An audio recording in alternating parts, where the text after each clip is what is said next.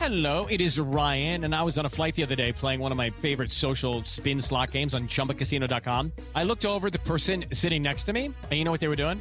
They were also playing Chumba Casino. Everybody's loving having fun with it. Chumba Casino is home to hundreds of casino-style games that you can play for free anytime, anywhere. So sign up now at ChumbaCasino.com to claim your free welcome bonus. That's ChumbaCasino.com and live the Chumba life. Sponsored by Chumba Casino. No purchase necessary. VGW Group. Void where prohibited by law. 21 plus. Terms and conditions apply.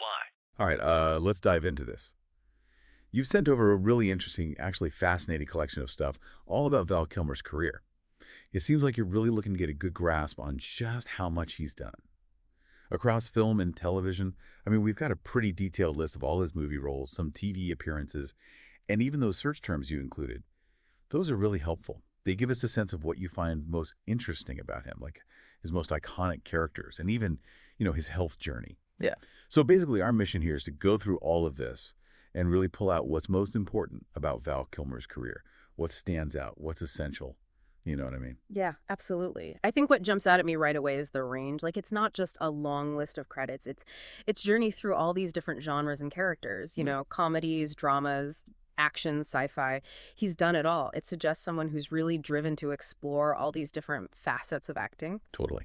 So let's rewind back to the beginning, the 80s. It looks like his first role was in Top Secret back in 1984. He played Nick Rivers. Mm-hmm. Now, for anyone who hasn't seen this one, it's a totally wild comedy spoofing spy movies and musicals. Yeah. It's really something else. Yeah. You talk about starting your career with a bang.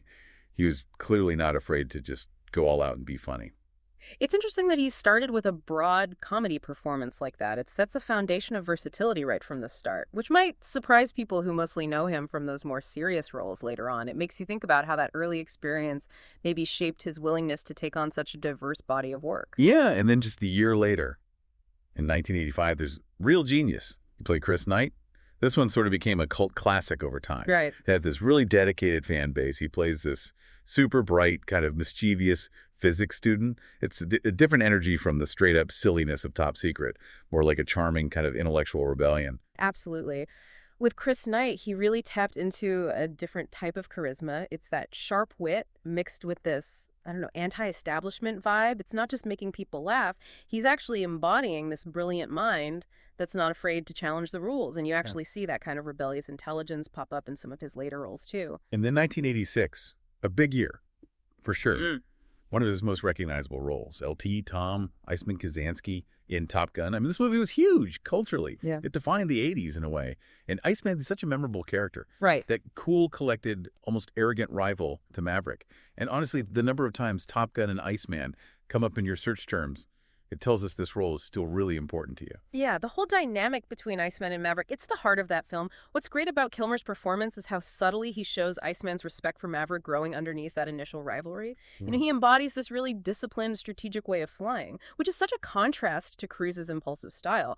It's a really interesting look at different ways of achieving excellence. So moving on to the late 80s and early 90s, we see him continuing to branch out, taking on different genres.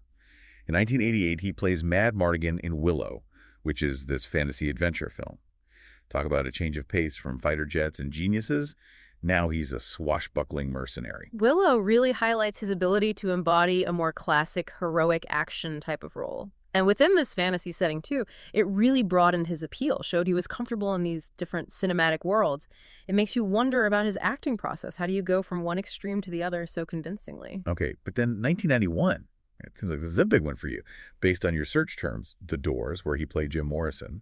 I mean, it wasn't just playing a character. It felt like he became Morrison. The dedication he had to that role is legendary. Oh, yeah. The Doors movie, Jim Morrison, Val Kilmer, Jim Morrison. Those searches tell the story. His performance went way beyond just imitation. It was like he dove deep into the psyche of this complex icon. There are all these stories about how he went to extreme lengths to understand Morrison, even living as him when he wasn't filming.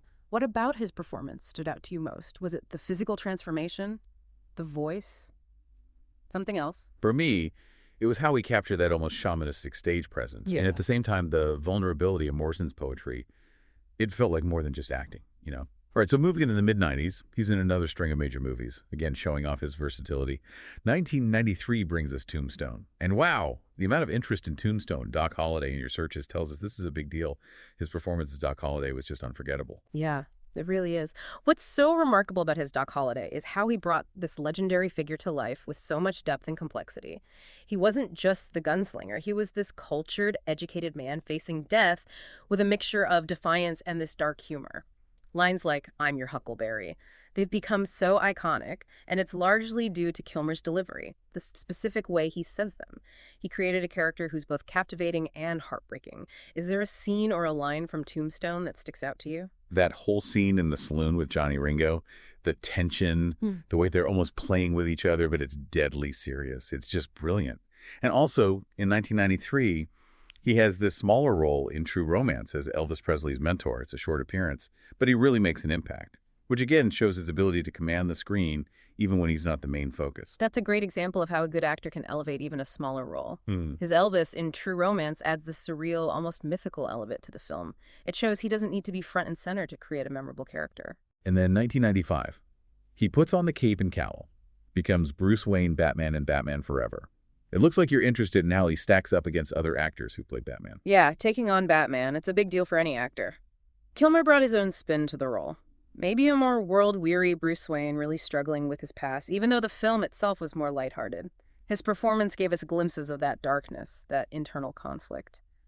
What did you think of his interpretation compared to other actors who've played Batman? I think he captured that internal struggle really well, the conflict between the public face and the vigilante. And that same year, 1995, he's also part of this incredible ensemble cast in Heat, playing Chris Shaherlis, another example of him blending into this high-caliber group of actors and contributing to this powerful, really realistic crime drama. Heat is such a great example of ensemble acting.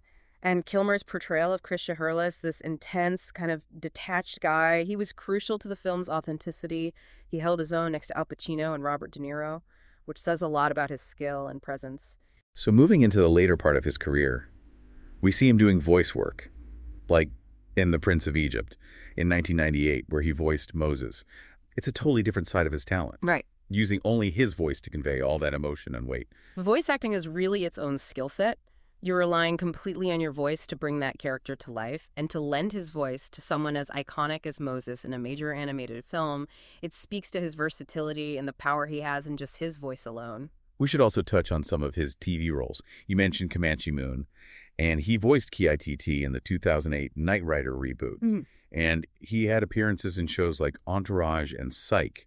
It seems like he's been consistently engaged with all these different ways of telling stories. It shows a willingness to explore different formats and connect with a wider audience, too. Voicing KITT, this beloved character from TV history, that taps into nostalgia. And his appearances in more current shows highlight his ability to adapt. We definitely can't skip over Top Gun Maverick from 2022. I mean, the fact that Top Gun Maverick and searches like Val Kilmer Top Gun Maverick, even Tom Cruise on Val Kilmer Death, are so prominent. It tells us that his return as Iceman was really significant for you. It's a powerful moment for a lot of viewers. It was more than a cameo. It was this really moving continuation of Iceman's story.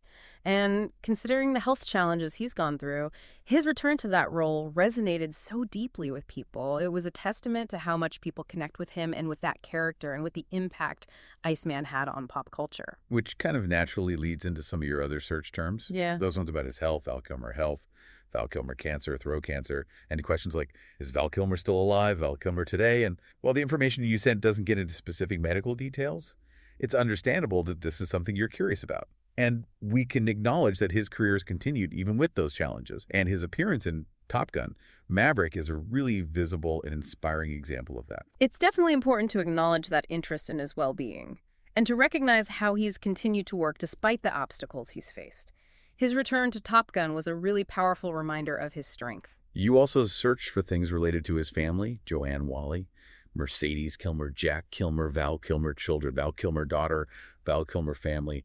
It's natural to be curious about the personal lives of people in the public eye, the people they're close to. And again, while we don't have specifics here, it's a common thing. People are interested in the families of actors. Yeah, the lives of actors often extend beyond the screen, and it's understandable that people are curious about their families and their personal relationships. Finally, your search terms included a long list of other movies and roles, like Willow Movie, Top Secret Movie, Real Genius, Heat Movie, Kiss Kiss Bang Bang Alexander, The Island of Dr. Moreau, The Ghost in the Darkness, The Saint, At First Sight, Red Planet, The Salton Sea, Wonderland, Deja Vu.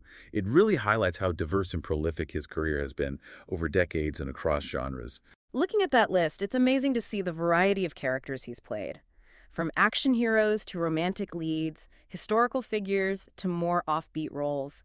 He's consistently taken on new challenges. He's never let himself be typecast. And if you want to explore his filmography and TV work in more detail, the information you send over mentions resources like IMDb, Wikipedia, and TV Guide. They'll give you a complete list of everything he's been in. Those are great resources for anyone who wants to dig deeper into his career and learn more about specific projects and the people involved. So, as you can see from this deep dive into the information you provided, Val Kilmer has had a truly incredible career, from comedy to drama, voice acting. He's left his mark on film and television. But here's something to think about. When you look at all the different characters he's played, what do you think is the common thread in his most compelling performances? Is this a certain intensity, vulnerability, or something else entirely? Something to consider as you continue to explore his work. Today is your lucky day. Today is the day that our $3 website works for you, paying you directly to your PayPal daily. Imagine $3 ongoing continuous payments to your PayPal account. Imagine falling asleep and waking up to $300 in your PayPal account. How would this make you feel? How could this help you? What bills could you pay? What kind of fun could you have? What does that retirement look like now? All for a one-time payment of $3. This website is DFY done for you, fully built and completely hosted, and never stops collecting payments for you. You have spent $3 on coffee on a regular, but that coffee won't help you create multiple streams of income. Click the link below. Hello, it is Ryan, and we could all use an extra bright spot in our day, couldn't we? Just to make up for things like sitting in traffic, doing the dishes, counting your steps, all the mundane stuff. That is why I'm such a big fan of Chumba Casino. Chumba Casino has all your favorite social casino-style games that you can play for free anytime, anywhere with daily bonuses. So sign up now at ChumbaCasino.com. That's ChumbaCasino.com.